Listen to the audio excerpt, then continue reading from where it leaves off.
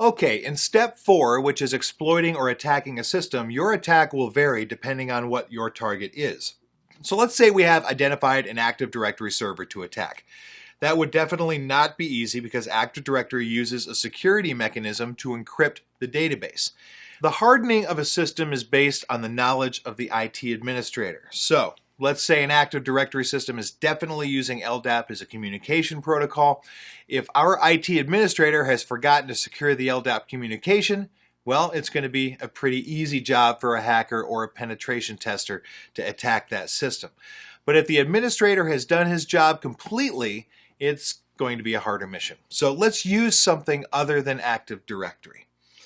All right, so if we have defined a regular Windows computer belonging to any user as our attack target, we can then use different systems or techniques to actually attack that target. So let's check out what we have in the Kali Linux applications. We can start with the first attractive thing here, and that's password attack. We have many tools to use to attack a Windows machine. Of course, other machines are vulnerable to password attacks. We have all the tools necessary to perform offline or online attacks.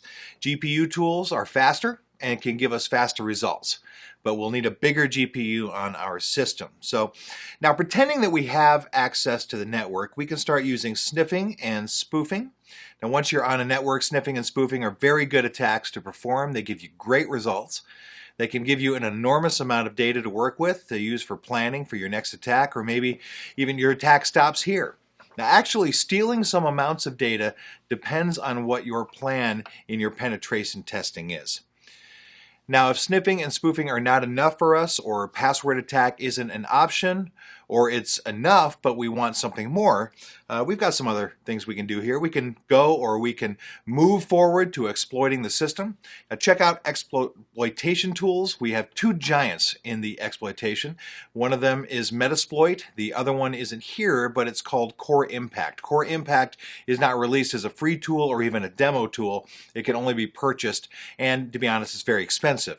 Metasploit has a free version that has already been installed in this distribution, so we can use it. We can plug this on Metasploit and see most of its capabilities right here. But of course, in the paid or commercial version, we will have more features to use Metasploit. Metasploit also has another version with a graphic interface for Windows users. If they like to use it on a Windows machine, they can still do that. Now, before using Metasploit or exploiting the system, you will need to make sure that you are using the correct exploit. This is really a big topic to discuss, but I'm going to try to make this brief.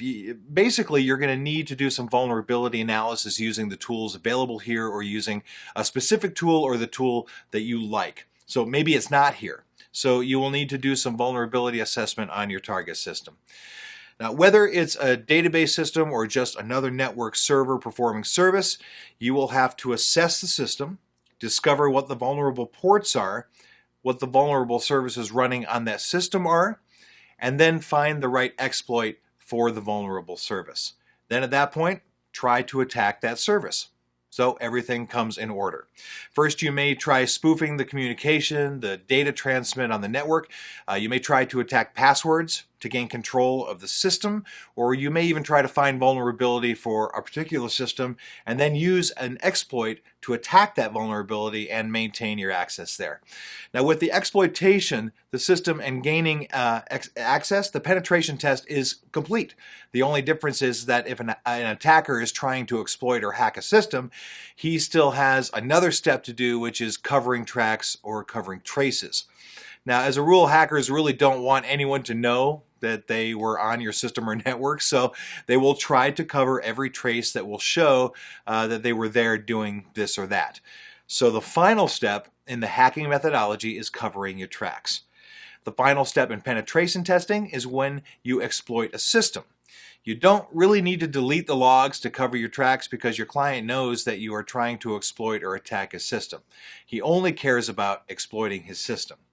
So now, if your client definitely wants you to cover your attack to check out if he is vulnerable to these things, then he cannot really trace a hacker back, and that would be another step for you to perform.